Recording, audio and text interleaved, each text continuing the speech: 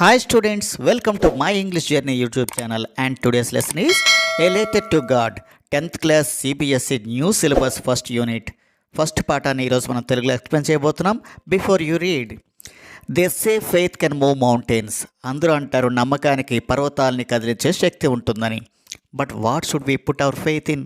కానీ మనం ఎందులో లేదా ఎవరిలో నమ్మకాన్ని ఉంచాలి? This is the question thus the story delicately poses. ఈ స్టోరీలో ఇలాంటి ప్రశ్న అందరికీ సున్నితంగా తలెత్తుతుంది. Lencho is a farmer who writes a letter to God when his crops are ruined. Lencho అనే రైతు దేవునికి ఉత్తరం రాస్తాడు ఎప్పుడైతే తన పంటలు నాశనం అయిపోయావో. రూయిన్డ్ అంటే నాశనం అవటం. Asking for 100 pesos. ఆయనకి 100 పెసోల లేదా 100 రూపాయల కరెన్సీ, పెసో కదా, పెసోలో అడుగుతూ ఉత్తరాన్ని రాస్తాడు. Does Lencho's letter reach God? నిజంగా లెంచో రాసిన ఉత్తరం దేవునికి చేరిందా? Does God send him money? దేవుడు నిజంగా ఆయనకి డబ్బులు పంపించారా? Think what your answers to these questions would be and guess how the story continues before you begin to read it. మీరు పై ప్రశ్నలకి సమాధానాన్ని ఊహించండి, అలాగే స్టోరీ ఎలా ముందుకు సాగుతుందో అనుకుంటుందో ఊహించండి. ఆ తర్వాత స్టోరీ చదవండి. పిల్లలు, ఇక్కడ మీరు ఒక యాక్టివిటీని చూస్తున్నారు. మనీ ఆర్డర్ కోసం తెలుసుకోండి. మనీ ఆర్డర్ ఎలా పంపిస్తారు, మనీ ఆర్డర్ ఫామ్ని ఎలా నింపాలనేది ఇక్కడ ఒక యాక్టివిటీ ఉంది. దీన్ని మీరు గమనించండి. మనీ ఆర్డర్ సహాయంతో మనం ఎవరికైనా డబ్బులు పంపించవచ్చు. ఒక మ్యాగజైన్ కావాలంటే చందాని వాళ్ళ పబ్లిషర్కి పంపించవచ్చు. ఇలాంటి చాలా ఉపయోగాలు అయితే ఉన్నాయి. దీనికోసం మీరు తెలుసుకోండి. The house, the only one in the entire valley, sat on the crest of a లో హిల్. ఆ ఇల్లు ఎక్కడ ఉంది? ఒక చిన్నపాటి కొండ యొక్క పై భాగాన ఆ లోయ మొత్తానికి ఒంటరిగా ఉంది. From this height one could see the river and field of ripe corn dotted with the flowers that always promised a good harvest. ఇక్కడ నుండి చూస్తే ఏం కనిపిస్తుంది? ఎవరైనా ఏం చూడొచ్చు అంటే నది చూడొచ్చు. నది పక్కన బాగా పండినటువంటి జొన్న పంటను చూడొచ్చు. అక్కడ జొన్న పూలు ఎలా ఉన్నాయంటే చుక్కల్లా ఉన్నాయి. అవి చక్కని పంటనిచ్చే జొన్న పంట. The only thing the earth needed was a downpour or at least shower. కానీ నిజానికి పంట ఇంకా పండాలంటే ఒక చక్కని వర్షం, డౌన్ పోర్ అంటే కొండపోత వర్షం కావాలి, లేదా తేలికపాటి జల్లులైనా సరే అత్యవసరంగా ఉంది. అంటే ఇక్కడ భూమి దాహంతో ఉంది. Throughout the morning, Lencho, who knew his field intimately, had done nothing else but the sky towards the northeast.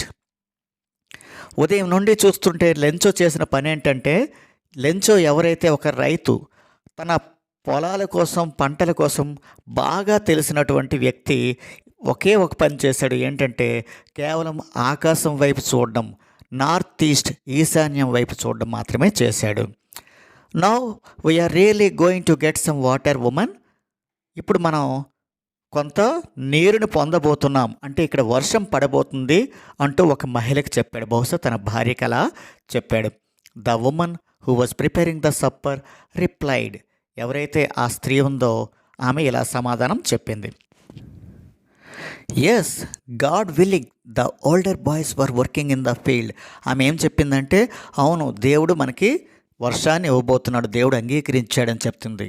The older boys were working in the field. కాస్త వయసు గల అబ్బాయిలు, కుర్ర అబ్బాయిలు అయితే పొలాల్లో ఆడుకుంటున్నారు. While smaller ones playing near the house. చిన్నపిల్లలందరూ ఇంటి దగ్గరే పరిసరాల్లో ఆడుకుంటున్నారు. Until the woman called them all. అందరినీ ఆ స్త్రీ పిలిచినంత వరకు వీళ్ళందరూ ఆడుకుంటూనే ఉన్నారు. Come for dinner. It was during the meal that just as Lencho has predicted big drops of rain began to fall. సరిగ్గా లెంచో ఊహించినట్టుగానే పెద్ద వర్షపు చినుకులు పడడం మొదలుపెట్టాయి. In the north east huge mountains of clouds could be seen approaching.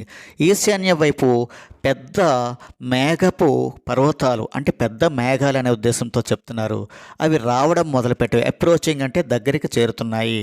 The air was fresh and sweet. వర్షపు పడే ముందు వచ్చిన గాలి తాజాగా తీయగా అనిపిస్తోంది. The man went out for no other reason than to have the pleasure of feeling the rain on his body. ఆ పెద్ద ఆయన బయటికి వెళ్ళడానికి ఏ కారణం లేదు, కేవలం ఆ వర్షపు నీరు తన వంటిపై పడుతూ ఆస్వాదించడానికే ఆయన బయటికి వెళ్తున్నాడు అనమాట. తిరిగి వచ్చేటప్పుడు ఏం చెప్పారంటే, when he return he exclaimed, these aren't raindrops from the sky. They are new coins. తిరిగి వచ్చేటప్పుడు ఆయన ఏం చెప్పారు, అవి వర్షపు నీటి చినుకులు మాత్రమే కాదు, అవి నాణేలు. ఒక రకంగా చెప్పాలంటే మనకు సిరి సంపదలు ఇచ్చే పంటను పండించే నాణేలు అంటూ ఆయన చెప్పాడనమాట. The big drops are 10 cent pieces and little ones are 5s. పెద్ద వర్షపు చినుకులు 10 పైసలు అయితే చిన్న చిన్న వర్షపు చినుకులు 5 పైసలు అంటూ ఆయన చెప్పారు. అంటే వర్షం చూస్తుంటేనే ఆయనకి ఆనందంతో సంతృప్తి కలుగుతుందన్నమాట. With a satisfied expression he regarded the field of ripe corn with its flowers draped in a curtain of rain. ఎంతో సంతృప్తితో ఆయన ఎలా భావించాడు, జొన్న పంటంతా కూడా వర్షపు తెరలో చుట్టుకొని చీర చుట్టినట్టుగా ఉందని, అందంగా ఉందని భావించాడు. But suddenly a strong wind began to blow. బలమైన గాలులు వేయడం మొదలుపెట్టాయి. Along with the rain very large hailstones began to fall. వర్షంతో పాటుగా పెద్ద పెద్ద వడగలు, హెయిల్ స్టోన్స్ అంటే వడగళ్ళు కూడా పడడం మొదలుపెట్టాయి. The boys exposing themselves to the rain ran out to collect the frozen pearls. Frozen pearls అంటే గడ్డ కట్టినటువంటి ముత్యాలు, ఇక్కడ వడగళ్ళు. అబ్బాయిలంతా తమను తాము వర్షంలో నాననిచ్చుకుంటూ బయటికి పరుగులు తీశారు వడగలని కలెక్ట్ చేసుకోవడానికి. It's really getting bad now he exclaimed the man. ఇది చాలా దారుణంగా తయారవుతుంది అంటూ రైతు లెంచో ఆశ్చర్యాన్ని ప్రకటించాడు. I hope it passes quickly. ఇది తొందరలోనే అంతమైపోతే ఈ వడగళ్ళ వాన బాగుండేది కదా అనుకున్నాడు. It did not pass quickly. కానీ వడగళ్ళ వాన అయితే తొందరగా అది వెళ్ళిపోలేదు. For an hour the hail rained on the house, the garden, the hillside, the cornfield, on the whole valley. గంట సేపు వడగళ్ళ వాన ఎక్కడెక్కడ పడిందంట, గార్డెన్ తోటలోన, కొండల వైపు, జొన్న పంటలోన, మొత్తం వ్యాలీ లోయంతా కూడా వడగళ్ళ వాన కురిసింది. The field was white as if covered with salt. ఆ పొలాలన్నీ ఎలా తయారయ్యంటే తెల్లని ఉప్పుతో నిండిన మడుల్లాగా ఈ వడగళ్ళతో నిండిపోయి వైట్గా కనిపించాయి.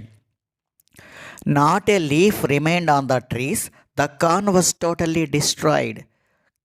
చెట్ల మీద ఒక చిన్న ఆకు కూడా మిగలలేదు. జొన్న పంట అంతా టోటల్గా నాశనమైపోయింది. The flowers were gone from the plants. మొక్కల నుంచి ఆకులన్నీ రాలిపోయాయి. Lencho soul was filled with sadness. Lencho హృదయం అంతా బాధతో నిండిపోయింది. When the storm had passed he stood in the middle of the field and said to his sons. మొత్తం తుఫాన్ అంతా ఎప్పుడైతే వెళ్ళిపోయిందో, ఆగిపోయిందో, అతను పొలం మధ్యలో నిల్చొని తన కొడుకులతో ఈ విధంగా అన్నాడు, a plague of locusts would have left more than this. దీనికంటే మిడతల దండు దాడి తర్వాతే కొంత ఎక్కువగా మిగిలిందేమో, అంతకంటే ఎక్కువ విధ్వంసం ఇక్కడ అయింది. The hail has left nothing. వడగళ్ళ వాన మనకేమీ మిగిల్చలేదు. This year will have no corn. మనకి ఈ సంవత్సరం జొన్న పంట లేనట్టే. That night was a sorrowful one. ఆ రోజు రాత్రి అందరికీ చాలా దిగులుగా గడిచింది. All our work for nothing. మన శ్రమంతా వృధా అయిపోయింది. There was no one who can help us. మనకి సహాయం చేసే వాళ్ళు ఎవరు లేరు అని ఇంకొకరు అన్నారు. Will all go hungry this year. మనందరం ఇప్పుడు ఆకలితో ఈ సంవత్సరం అంతా అలమట్టించాల్సిందే అంటూ వాళ్ళందరూ దిగులుగా ఆ రోజు రాత్రి గడిపారనమాట.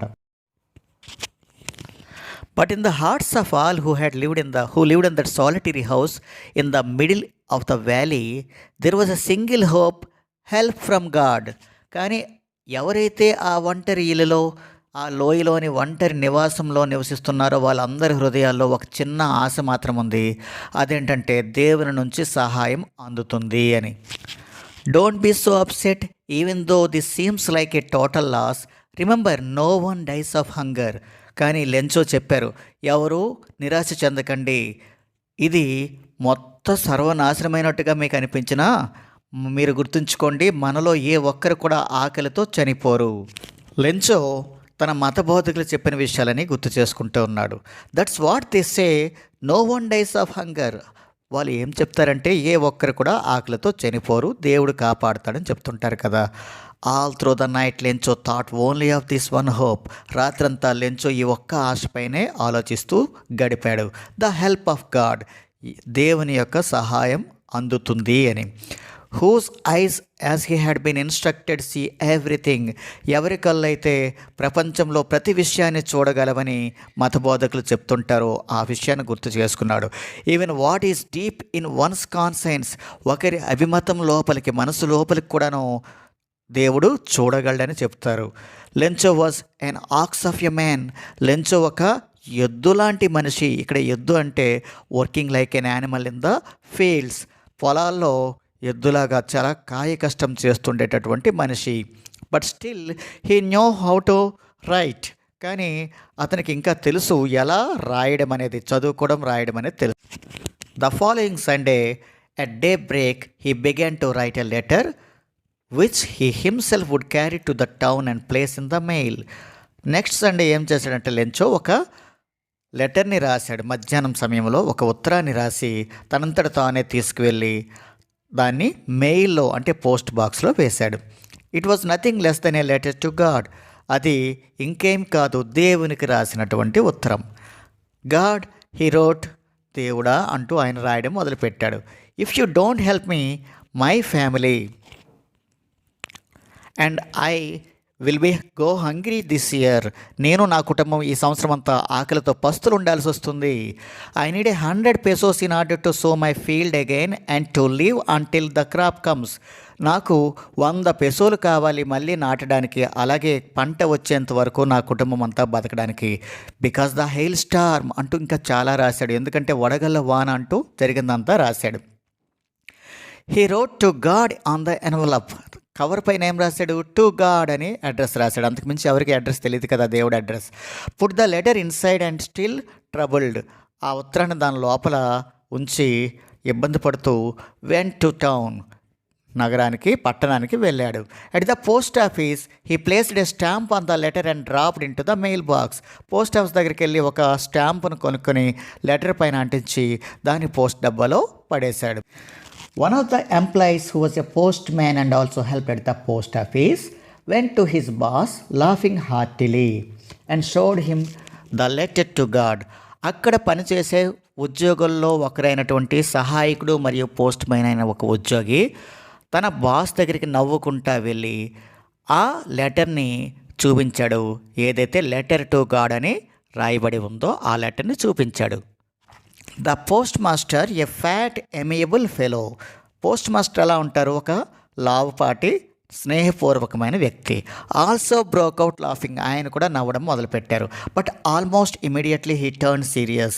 కానీ కాసేపటికి అతను గంభీరంగా మారి tapping the letter on his desk, తన టేబుల్ పైన సొరుగు పైన ఈ లెటర్ని కాస్త తడుతూ పెట్టి కామెంటెడ్, ఇలా మాట్లాడారు. వాట్ ఎ ఫెయిత్, ఎంతటి విశ్వాసం. I wish I had the faith of the man who wrote this letter starting correspondence with God. నాకు కూడాను ఈ మనిషికి ఉన్నటువంటి నమ్మకం ఉండి ఉంటే ఎంత బాగుండేదో, దేవునితో మాట్లాడాలి లేదా ఉత్తరాలు రాయాలి అనిపించేటటువంటి విశ్వాసం ఎంత గొప్ప విశ్వాసమో కదా అని ఆయన చాలా serious. So in order to not Sheikh the writers faith in God, దేవుని పట్ల ఆ రాసిన వ్యక్తికి ఉన్న విశ్వాసం చెదిరిపోకుండా ఉండేందుకు ఏదో ఒకటి చేయాలనుకున్నారు. The post master came up with an idea. Postmaster ఒక కొత్త ఐడియాతో ముందుకొచ్చారు. ఆన్సర్ ద లెటర్, ఆ ఉత్తరానికి మనం సమాధానం రాద్దాం, అప్పుడు ఆ మనిషి సంతోషిస్తాడు అనుకున్నారు. కానీ but when he opened it, ఆ ఉత్తరం తెరిచి చూసినప్పుడు ఇట్ వాజ్ ఎవిడెంట్ దట్, ఏంటి తెలిసింది వాళ్ళకి, to answer it he needed something more than good will. దానికి సమాధానం రాయాలంటే కేవలం మంచి మనసు ఉంటే సరిపోదు, ఇంక్ అండ్ పేపర్, పెన్ను పేపర్ ఉంటే సరిపోదు. But he stuck to his resolution. ఎందుకు సరిపోదంటే వాళ్ళకి సమాధానం రాయాలంటే డబ్బులు అవసరమయ్యాయి. ఆ వ్యక్తి 100 pesos అడిగారు, 100 రూపాయలు అనుకోండి అడిగారు. అందువల్ల పెన్ను పేపర్ ఉంటే సరిపోదు, డబ్బులు కావాలి. But he stuck to his resolution. కానీ పోస్ట్ మాస్టర్ తాను తీసుకున్న నిర్ణయానికి అతుక్కుని పోయారు. అంటే ఎలాగైనా ఆ మనిషి విశ్వాసాన్ని చెదరనివ్వకూడదు, మనమే ఆ డబ్బులు పంపించాలని అనుకున్నారు. He asked for money from his employees. అతను తనతో పనిచేస్తున్న ఎంప్లాయీస్కి కొంత సొమ్మును అడిగారు. He himself gave part of his salary. అతను తన జీతంలోంచి కొంత భాగాన్ని కూడాను ఇవ్వడానికి సిద్ధమయ్యారు. And several friends of his were obliged to give something for an act of charity.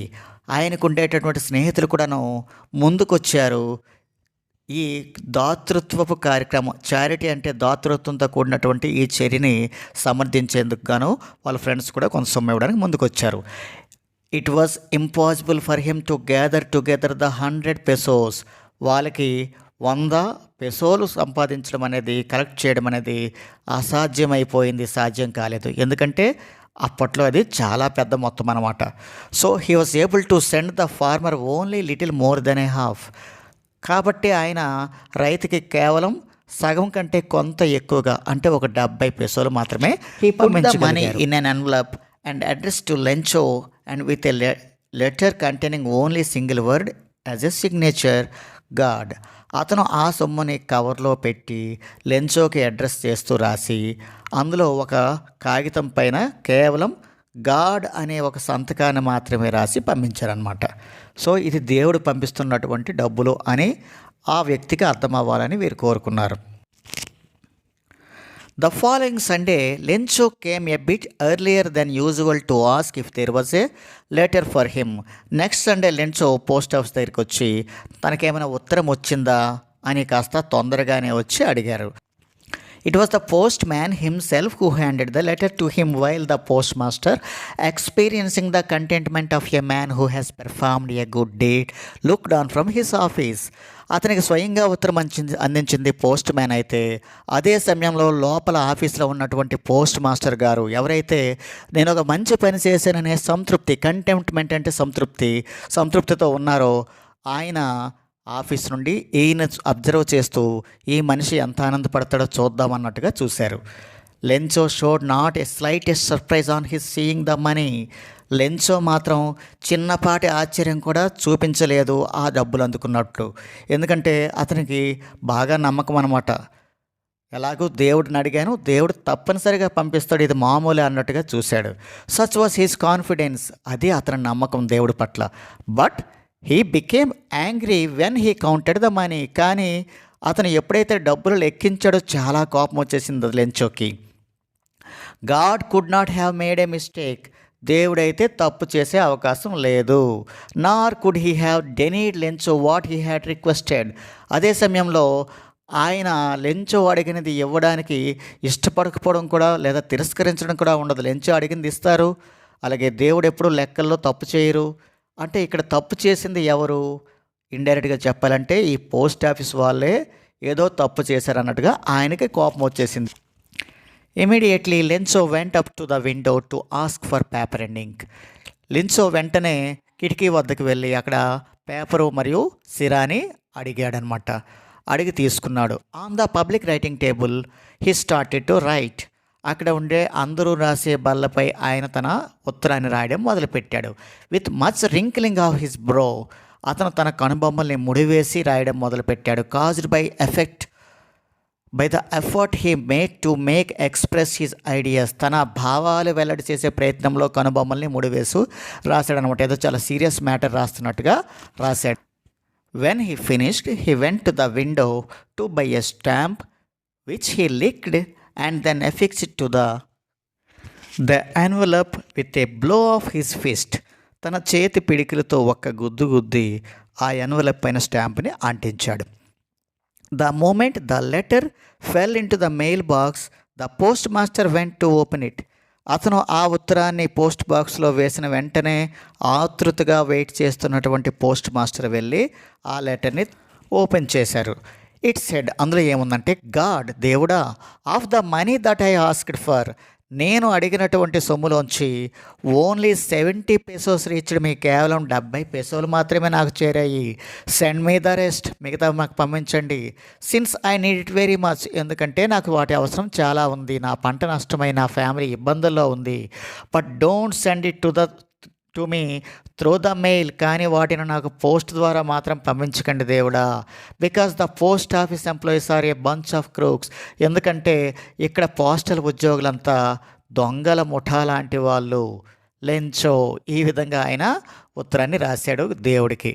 ఎవరైతే పోస్ట్లో పనిచేస్తున్న ఉద్యోగులు, పోస్ట్ మాస్టర్, వీళ్ళందరూ ఎంతో మానవత్వంతో ఈ మనిషి ఉత్తరాన్ని చదివి నవ్వుకొని తర్వాత దేవునిపై విశ్వాసాన్ని ఈ మనిషి చెదరనివ్వకూడదు అనే మంచి ఉద్దేశంతో తమ ఫ్రెండ్స్ దగ్గర తమ దగ్గర ఉన్న సొమ్మంతా కలిపి 70 పెసోలు పోగు చేసి ఈ మనిషికి ఉత్తరం పోస్ట్ ద్వారా పంపించినప్పుడు ఆ మనిషి చూసి ఆనందిస్తాడనుకుంటే చివరికి ఆ మనిషి వీళ్ళనే నిందిస్తూ దేవునిపై నమ్మకాన్ని ప్రకటిస్తూ వీళ్ళనే నిందించడం అనేది ఈ పాఠంలో మనం గమనించవచ్చు. ఇక్కడ పోస్టల్ ఉద్యోగుల పరిస్థితి ఎలా ఉందంటే ధర్మానికి పోతే కర్మం చుట్టుకుందా అన్నట్టుగా తయారైంది. అందుకే ఈ కథలో మొదట్లో మనకు చెప్పినట్టుగా నమ్మకం ఉంచాలి. కేవలం దేవునిపై మాత్రమే నమ్మకం కాదు, మన చుట్టూ ఉండే మనుషుల పట్ల కూడా మనకు కాస్త నమ్మకం ఉండాలనేది ఈ స్టోరీ ద్వారా మనకు తెలుస్తుందన్నమాట. Thank you.